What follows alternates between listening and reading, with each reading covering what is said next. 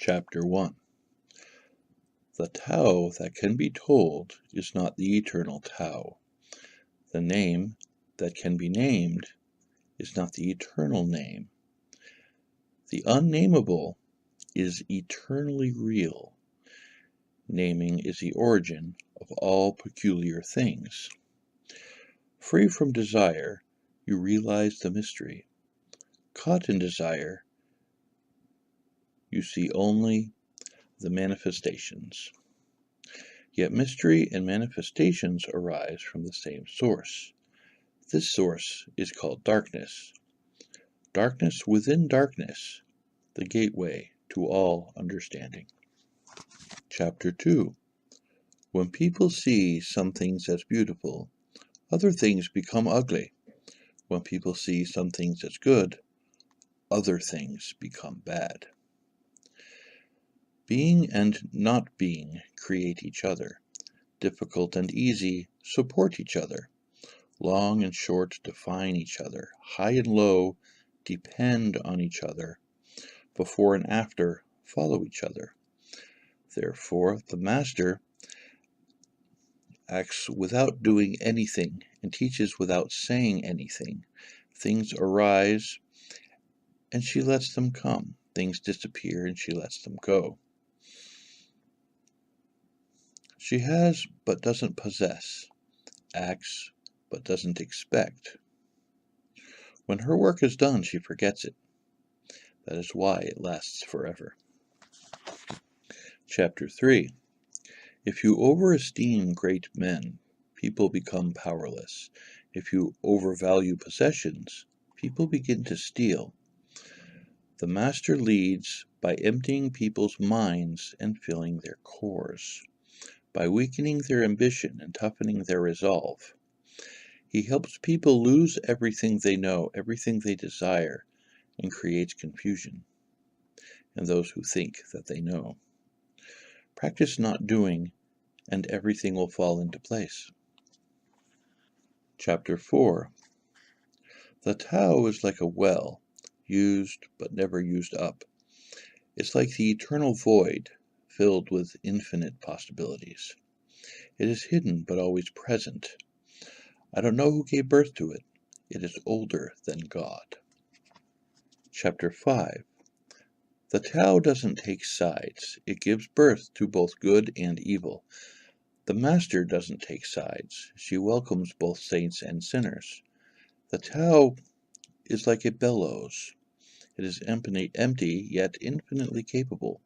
The more you use it, the more it produces. The more you talk of it, the less you understand. Hold on to the center. Chapter 6. The Tao is called the Great Mother, empty yet inexhaustible. It gives birth to infinite worlds. It is always present within you. You can use it any way you want. Chapter 7. The Tao is infinite, eternal. Why is it eternal? It was never born. Thus it can never die. Why is it infinite? It has no desires for itself. Thus, it is present for all beings. The Master stays behind. That is why she is ahead. She is detached from all things. That is why she is one with them, because she has let go of herself. She is perfectly fulfilled. Chapter 8. The Supreme Good is like water, which nourishes all things without trying to. It is content with the low places that people disdain. Thus it is like the Tao. In dwelling, live close to the ground. In thinking, keep to the simple. In conflict, be fair and generous. In governing, do not try to control. In work, do what you enjoy. In family life, be completely present. When you are content to simply be yourself and don't try to compare or compete, everyone will respect you. Chapter 9. Fill your bowl to the brim, and it will spill. Keep sharpening your knife, and it will blunt. Chase after money and security, and your heart will never unclench. Care about people's approval, and you will be their prisoner. Do your work, then step back. The only path to serenity. Chapter 10. Can you coax your mind from its wandering and keep to the original oneness? Can you let your body become supple as a newborn child's? Can you cleanse your inner vision until you see nothing but the light? Can you love people and lead them without imposing your will? Can you deal with the most vital matters by letting events take their course? Can you step back from your own mind and thus understand all things? Giving birth and nourishing, having without possessing, acting with no expectations, leading and not trying to control. This is a supreme virtue. Chapter 11. We join spokes together in a wheel, but it is the center whole that moves the wagon. We shape clay into a pot, but it is the emptiness inside that holds whatever we want. We hammer wood for a house, but it is the inner space that makes it livable. We work with being, but non-being is what we use. Chapter 12. Colors blind the eye, sounds deafen the ear, flavors numb the taste, thoughts weaken the mind, and desires wither the heart. The master observes the world, but trusts his inner vision. He allows things to come and go. His heart is open as the sky. Chapter 13. Success is as dangerous as failure. Hope is as hollow as fear. What does it mean that success is as dangerous as failure? Whether you go up the ladder or down it, your position is shaky. When you stand with your 2 feet on the ground, you will always keep your balance. What does it mean that hope is as hollow as fear? Hope and fear are both phantoms that arise from thinking of the self. When we don't see the self as self, what do we have to fear? See the world as yourself. Have faith in the way things are. Love the world as yourself. Then you can care for all things. Chapter 14. Look and it can't be seen. Listen and it can't be heard. Reach and it can't be grasped. Above it isn't bright. Below it isn't dark. Seamless, unnameable. It returns to the realm of nothing. Form that includes all forms. Image without an image. Subtle, beyond all conception. Approach it and there is no beginning. Follow it, there is no end. You can't know it, but you can be it, at ease in your own life. Just realize where you come from. This is the essence of wisdom. Chapter 15. The ancient masters were profound and subtle. Their wisdom was unfathomable. There is no way to describe it. All we can describe is their appearance. They were careful, as someone crossing an iced-over stream, alert as a warrior in enemy territory, courteous as a guest, fluid as melting ice, shapeable as a block of wood, receptive as a valley, clear as a glass of water. Do you have the patience to wait till your mud settles and the water is clear? Can you remain unmoving till the right action arises by itself? The master doesn't seek fulfillment. Not seeking, not expecting. She is present and can welcome all things. Chapter 16.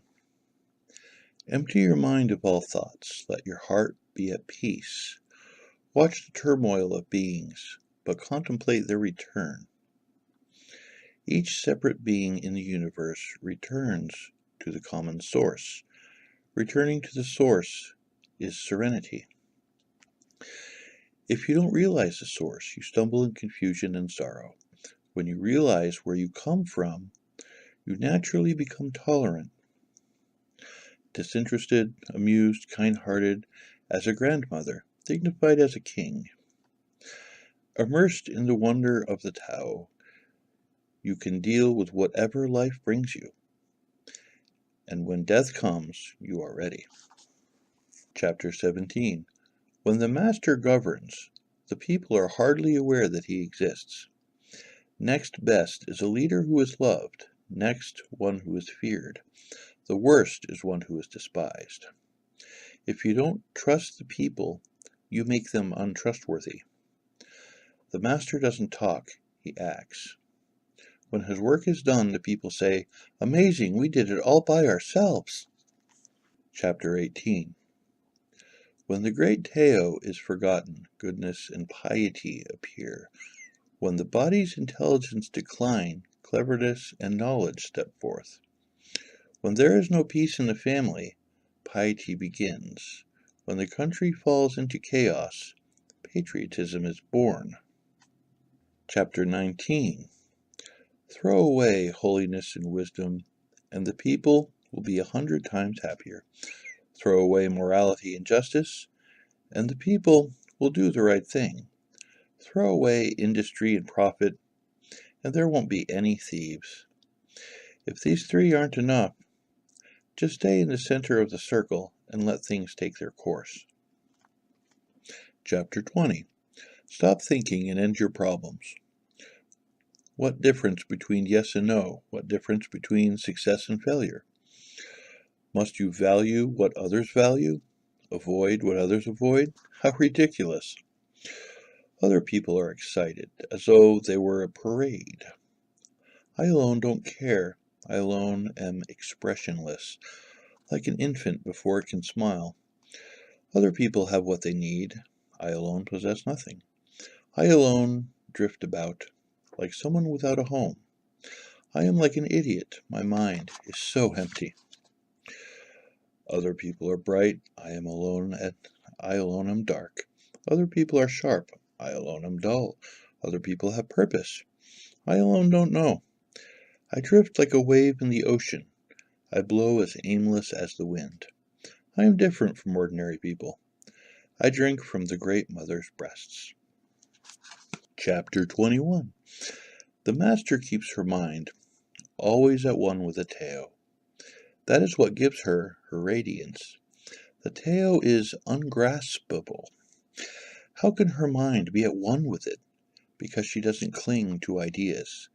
The Tao is dark and unfathomable. How can it make her radiant? Because she lets it. Since before time and space were, the Tao is. It is beyond is and is not. How do I know this is true? I look inside myself and see. Chapter 22. If you want to become whole, let yourself be partial. If you want to become straight, let yourself be crooked. If you want to become full, let yourself be empty. If you want to be reborn, let yourself die. If you want to be given everything, give everything up. The master, by residing in the Tao, sets an example for all beings. Because he doesn't display himself, people can see his light. Because he has nothing to prove, people can trust his words. Because he doesn't know who he is, people recognize themselves in him. Because he has no goal in mind, everything he does succeeds. When the ancient master said, "If you want to be given everything, give everything up," they weren't using empty phrases. Only in being lived by the Tao can you truly be yourself. Chapter 23. Express yourself completely, then keep quiet. Like the forces of nature. When it blows, there is only wind. When it rains, there is only rain. When the clouds pass, the sun shines through. If you open yourself to the Tao, you are one with the Tao, and you can embody it completely. If you open yourself to insight, you are one with insight, and you can use it completely. If you open yourself to loss, you are one with loss, and you can accept it completely. Open yourself to the Tao, then trust your natural responses, and everything will fall into place. Chapter 24. He who stands on tiptoe doesn't stand firm. He who rushes around doesn't go far. He who tries to shine dims his own light. He who defines himself can't know who he really is. He who has power over others can't empower himself. He who clings to his work will create nothing that endures. If you want to accord with the Tao, just do your job, then let go.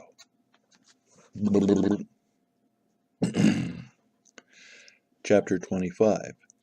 There was something formless and perfect before the universe was born. It is serene, empty, solitary, unchanging, infinite, eternally present. It is the mother of the universe. For lack of a better name, I call it the Tao. It flows through all things, inside and outside, and returns to the origin of all things. The Tao is great. The universe is great. Earth is great. Man is great. These are the four great powers. Man follows the earth follows the universe follows the Tao, and the Tao follows only itself. Chapter 26. The heavy is the root of the light. The unmoved is the source of all movement. Thus, the master travels all day without leaving home. However splendid the views, he stays serenely in himself. Why should the lord of the country flit about like a fool? If you let yourself be blown to and fro, you lose touch with your root. If you let restlessness move you, you lose touch with who you are. Chapter 27. A good traveler has no fixed plans, and is not intent upon arriving. A good artist lets his intuition lead him wherever it wants. A good scientist has freed himself of concepts and keeps his mind open to what is. Thus the master is available to all people and doesn't reject anyone. He is ready to use all situations and doesn't waste anything. This is called embodiment of the light. What is a good man but a bad man's teacher? What is a bad man but a good man's job? If you don't understand this, you will get lost, however intelligent you are. It is the great secret. Chapter 28. Know the male, yet keep to the female. Receive the world in your arms. If you receive the world, the Tao will never leave you, and you will be like a little child. Know the white, yet keep to the black. Be pattern for the world. If you are a pattern for the world, the Tao will be strong inside you, and there will be nothing you can't do. Know the personal, yet keep to the impersonal.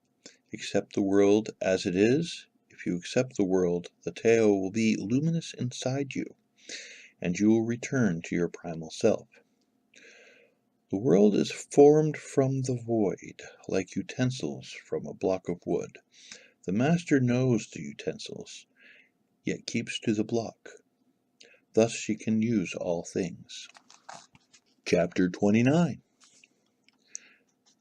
Do you want to improve the world? I don't think it can be done. The world is scared. It can't be improved. If you tamper with it, you'll ruin it. If you treat it like an object, you'll lose it. There is a time for being ahead, a time for being behind, a time for being in motion, a time for being at rest, a time for being vigorous, a time for being exhausted, a time for being safe, and a time for being in danger. The master sees things as they are, without trying to control them. She lets them go their own way, and resides at the center of the circle. Chapter 30. Whoever relies on the Tao in governing men doesn't try to force issues or defeat enemies by force of arms.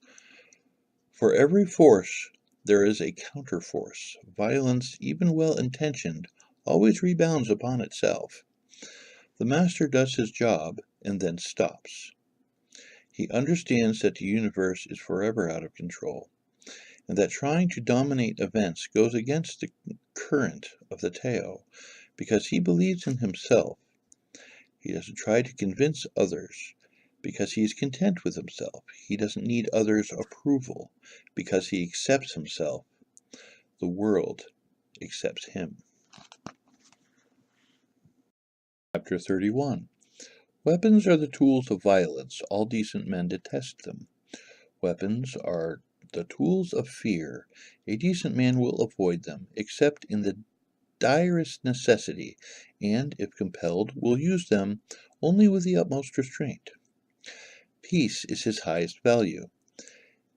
If the peace has been shattered, how can he be content? His enemies are not demons, but human beings like himself. He doesn't wish them personal harm, nor does he rejoice in victory. How can he rejoice in victory and delight in the slaughter of men? He enters a battle gravely, with sorrow and with great compassion, as if he were attending a funeral. 32. The Tao can't be perceived smaller than an electron. It contains uncountable galaxies. If powerful men and women could remain centered in the Tao, all things would be in harmony. The world would become a paradise. All people would be at peace, and the law would be written in their hearts. When you have names and forms, know that they are provisional. When you have institutions, know that their functions should end. Knowing when to stop, you can avoid any danger. All things end in the Tao, as rivers flow into the sea. Chapter 33. Knowing others is intelligence. Knowing yourself is true wisdom. Mastering others is strength. Mastering yourself is true power. If you realize that you have enough, you are truly rich. If you stay in the center and embrace death with your whole heart, you will endure forever.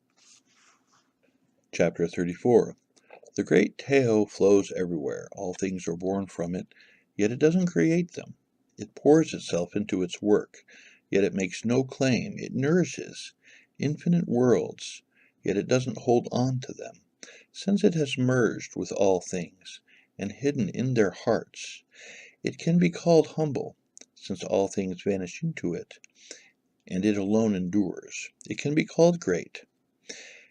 It isn't aware of its greatness. Thus it is truly great. Chapter 35. She who is centered in the Tao can go where she wishes without danger. She perceives the universal harmony, even amid great pain, because she has found peace in her heart. Music or the smell of good cooking may make people stop and enjoy, but the words that point to the Tao seem monotonous and without flavor. When you look for it, there is nothing to see. When you listen for it, there is nothing to hear. When you use it, it is inexhaustible. Chapter 36. If you want to shrink something, you must first allow it to expand. If you want to get rid of something, you must first allow it to flourish. If you want to take something, you must first allow it to be given. This is called subtle perception of the way things are. The soft overcomes the hard, the slow overcomes the fast. Let your workings remain a mystery. Just show people the results. Chapter 37. The Tao never does anything, yet through it all things are done. If powerful men and women could center themselves in it, the whole world would be transformed by itself, in its natural rhythms. People would be content with their simple, everyday lives, in harmony and free of desire. When there is no desire, all things are at peace. Chapter 38. The master doesn't try to be powerful. Thus he is truly powerful. The ordinary man keeps reaching for power. Thus he never has enough. The master does nothing, yet he leaves nothing undone. The ordinary man is always doing things, yet many more are left to be done. The kind man does something, yet something remains undone. The just man does something, and leaves many things to be done.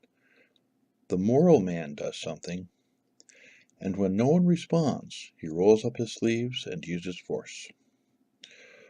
When the Tao is lost, there is goodness. When goodness is lost, there is morality. When morality is lost, there is ritual. Ritual is the husk of true faith, the beginning of chaos. Therefore, the master concerns himself with the depths and not the surface, with the fruit and not the flower. He has no will of his own. He dwells in reality, and let all illusions go. Chapter 39. In harmony with the Tao, the sky is clear and spacious. The earth is solid and full. All creatures flourish together, content with the way they are, endlessly repeating themselves, endlessly renewed. When the man interferes with the Tao, the sky becomes filthy, the earth becomes depleted, the equilibrium crumbles, creatures become extinct. The master views the parts with compassion, because he understands the whole. His constant practice is humility. He doesn't glitter like a jewel, but lets himself be shaped by the Tao, as rugged and common as a stone. Chapter 40. Return is the movement of the Tao. Yielding is the way of the Tao. All things are born of being. Being is born of non-being. Chapter 41. When a superior man hears of the Tao, he immediately begins to embody it. When an average man hears of the Tao, he half believes it, half doubts it. When a foolish man hears of the Tao, he laughs out loud. If he didn't laugh, it wouldn't be the Tao. Thus it is said, the path to the light seems dark. The path forward seems to go back. The direct path seems long. True power seems weak. True purity seems tarnished. True steadfastness seems changeable.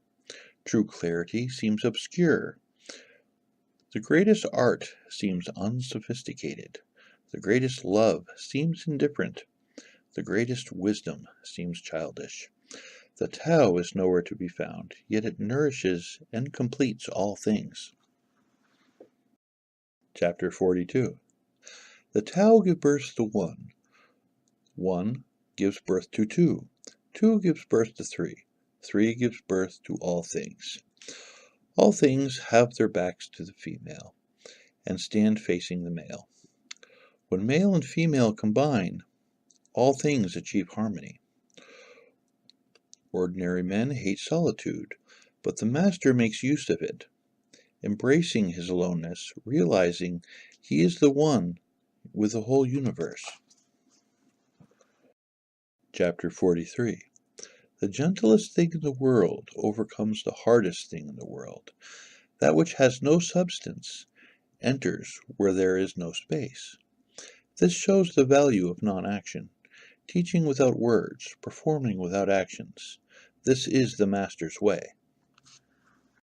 Chapter 44. Fame or integrity, which is more important? Money or happiness, which is more valuable? Success or failure, which is more destructive? If you look to others for fulfillment, you will never truly be fulfilled. If your happiness depends on money, you will never be happy with yourself. Be content with what you have. Rejoice in the way things are.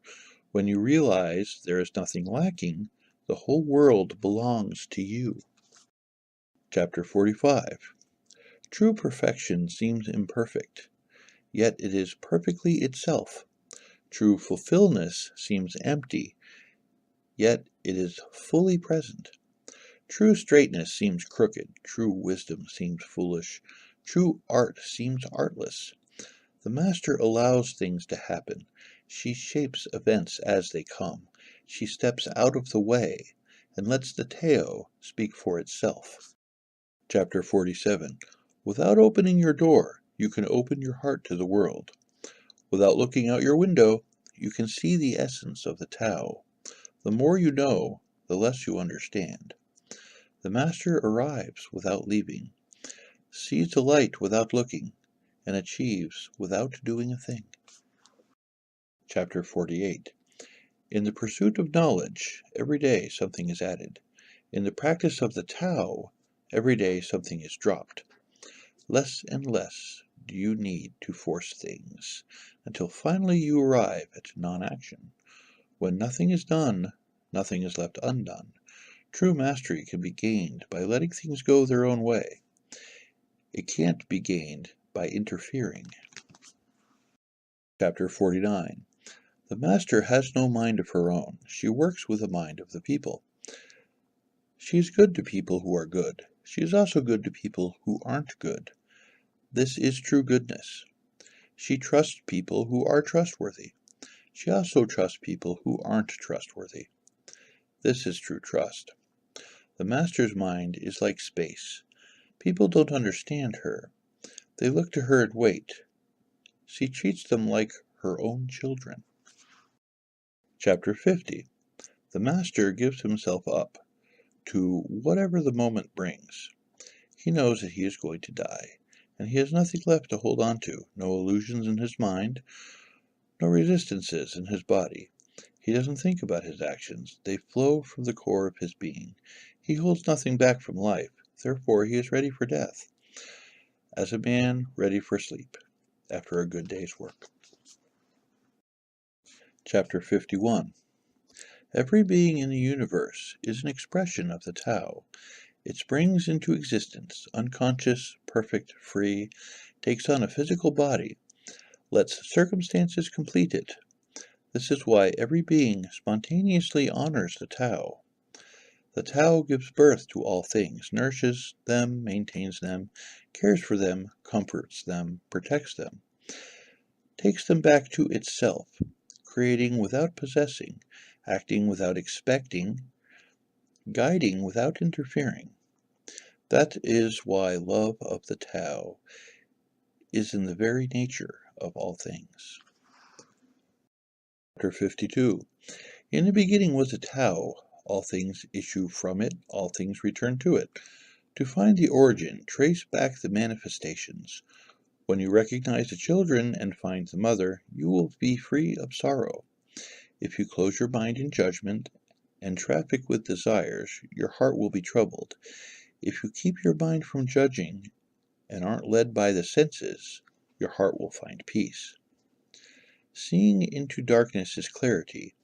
Knowing how to yield is strength. Use your own light and return to the source of light. This is called practicing eternity.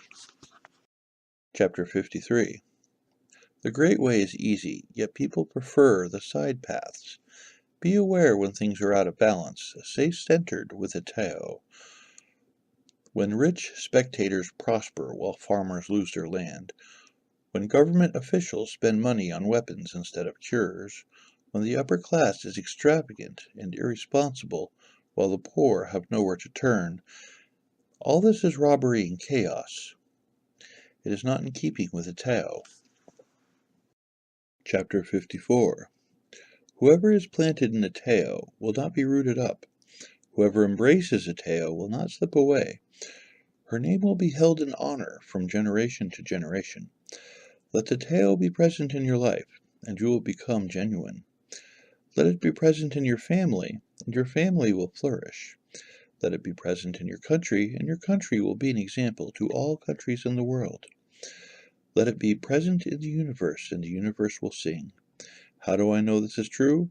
By looking inside myself. For 55.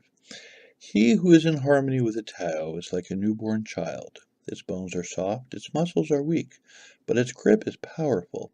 It doesn't know about the union of male and female. Yet its boyhood can stand erect. So intense is its vital power, it can scream its head off all day, yet it never becomes hoarse. So complete is its harmony. The master's power is like this. He lets all things come and go effortlessly, without desire. He never expects results. Thus he is never disappointed. He is never disappointed, thus his spirit never grows old. Chapter 56. Those who don't know don't talk. Those who talk don't know. Close your mouth, block off your senses. Blunt your sharpness, untie your knots, soften your glare, settle your dust. This is the primary identity. Be like the Tao. It can't be approached or withdrawn from, benefited or harmed, honored or brought into disgrace. It gives itself up continually. That is why it endures. Chapter 57. If you want to be a great leader, you must learn to follow the Tao. Stop trying to control, let go of fixed plans and concepts, and let the world govern itself. The more prohibitions you have, the less virtuous people will be. The more weapons you have, the less secure people will be. The more subsidies you have, the less self-reliant people will be. Therefore, the Master says, I let go of the law, and people become honest. I let go of economics, and the people become prosperous. I let go of religion, and the people become serene. If I let go of all desire for the common good, and the good becomes common as grass. Chapter 58. If a country is governed with tolerance, the people are comfortable and honest. If a country is governed with repression, the people are depressed and crafty. When the will to power is in charge, the higher the ideals, the lower the results. Try to make people happy, and you lay the groundwork for misery. Try to make people moral, and you lay the groundwork for vice. Thus, Master is content to serve as an example and not impose her will. She is pointed, but doesn't pierce, straightforward, but supple, radiant, but easy on the eyes. Chapter 59. For governing a country well, there is nothing better than moderation. The mark of a moderate man is freedom from his own ideas, tolerant like the sky, all-pervading like sunlight, firm like a mountain, supple like a tree in the wind. He has no destination in view, and makes use of anything life happens to bring his way. Nothing is impossible for him, because he has let go. He can care for the people's welfare, as a mother cares for her child. Chapter 60. Governing a large country is like frying a small fish. You spoil it with too much poking. Center your country in the Tao, and evil will have no power. Not that it isn't there, but you'll be able to step out of its way. Give evil nothing to oppose, and it will disappear by itself. Chapter 61. When a country obtains great power, it becomes like the sea. All streams run downward into it. The more powerful it grows, the greater the need for humility. Humility means trusting the Tao. Trust never needed to be defensive. A great nation is like a great man. When he makes a mistake, he realizes it. Having realized it, he admits it. Having admitted it, he corrects it. He considers those who point out his faults as his most benevolent teachers. He thinks of his enemy as a shadow that he himself casts. If a nation is centered in a Tao, if it nourishes its own people and doesn't meddle in the affairs of others, it will be a light to all nations in the world. Chapter 62. The Tao is the center of the universe, a good man's treasure, the bad man's refuge. Honors can be bought with fine words, respect can be won with good deeds, but the Tao is beyond all value, and no one can achieve it. Thus, when a new leader is chosen, don't offer to help him with your wealth or your expertise. Offer instead to teach him about the Tao. Why did the ancient masters esteem the Tao? Because being one with the Tao, when you seek, you find, and when you make a mistake, you are forgiven. That is why everybody loves it. Chapter 63. Act without doing, work without effort. Think of the small as large, and the few as many. Confront the difficult while it is still easy. Accomplish the great tasks by a series of small tasks. The master never reaches for the great. Thus she achieves greatness. When she runs into difficulty, she stops and gives herself to it. She doesn't cling to her own comfort, thus problems are no problem for her. Chapter 64. What is rooted is easy to nourish. What is recent is easy to correct. What is brittle is easy to break. What is small is easy to scatter. Prevent trouble before it arises. Put things in order before they exist. The giant pine tree grows from a tiny sprout. The journey of 1,000 miles starts from beneath your feet. Rushing into action, you fail. Trying to grasp things, you lose them. Forcing a project to completion, you ruin what was almost ripe. Therefore, the master takes action by letting things take their course. He remains calm at the end as at the beginning.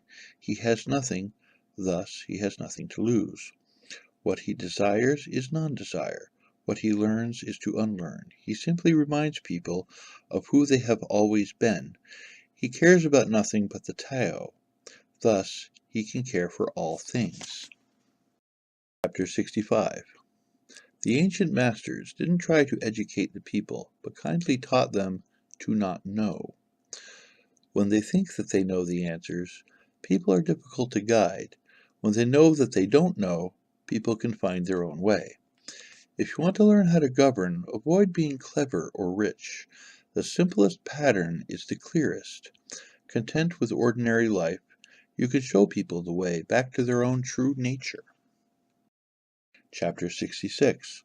All streams flow to the sea because it is lower than they are. Humility gives it its power. If you want to govern the people, you must place yourself below them. If you want to lead people, you must learn how to follow them. The master is above the people, and no one feels oppressed. She goes ahead of the people, and no one feels manipulated. The whole world is grateful to her because she competes with no one, and no one can compete with her.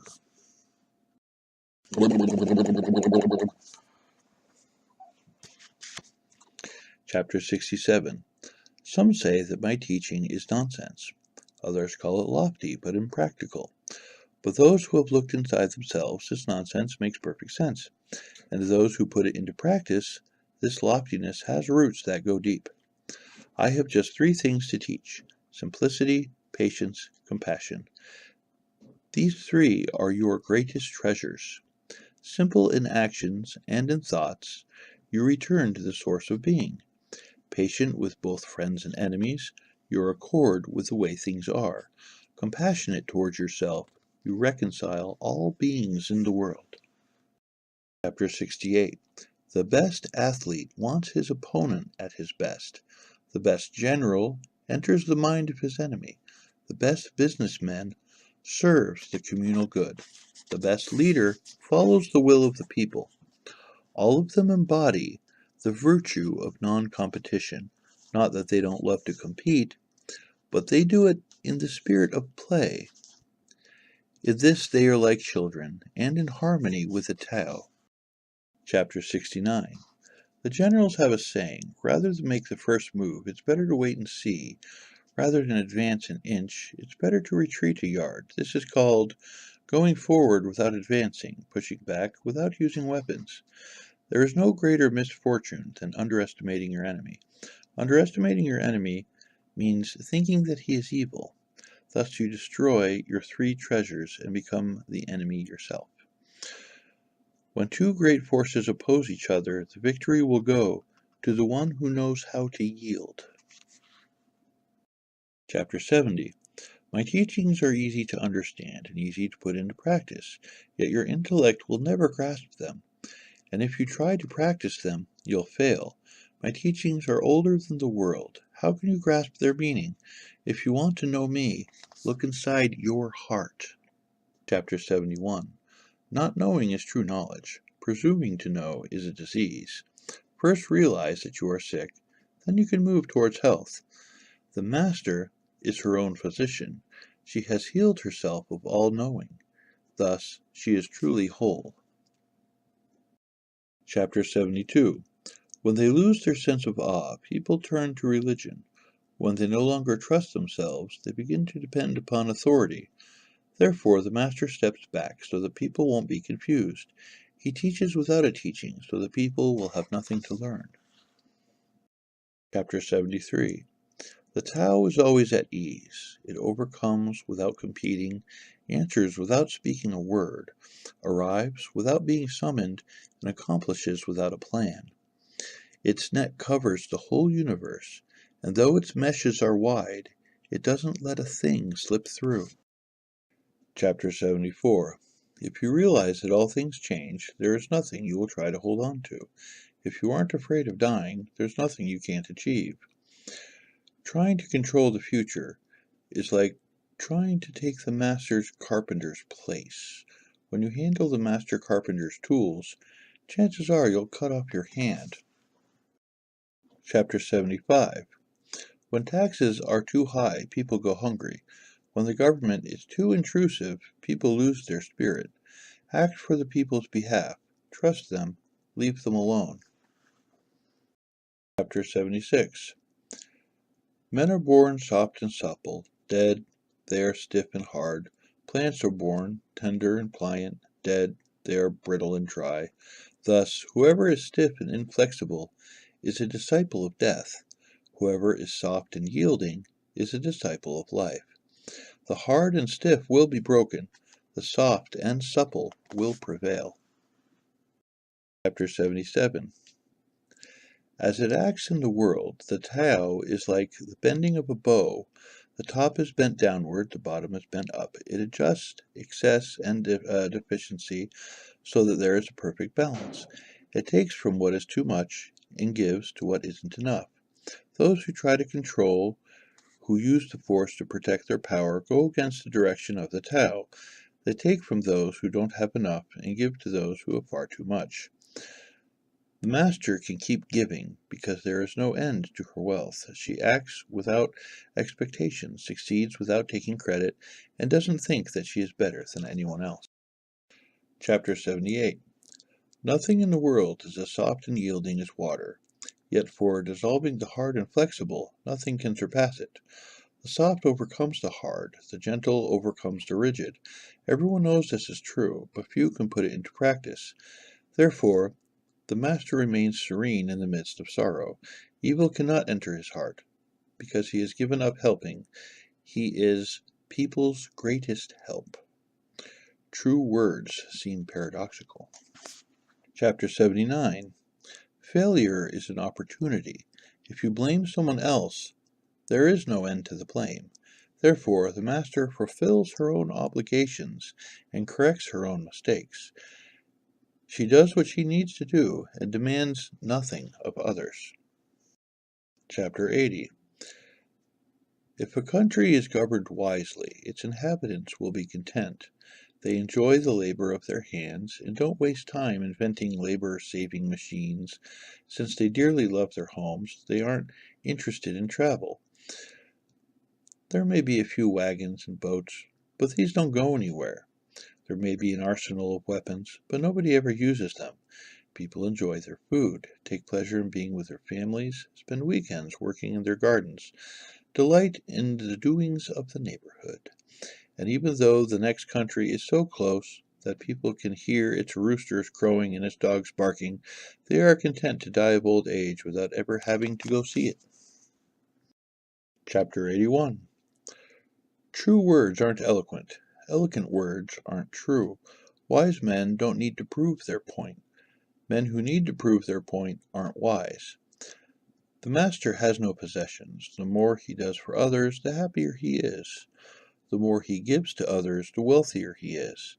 The Tao nourishes by not forcing, by not dominating. The master leads.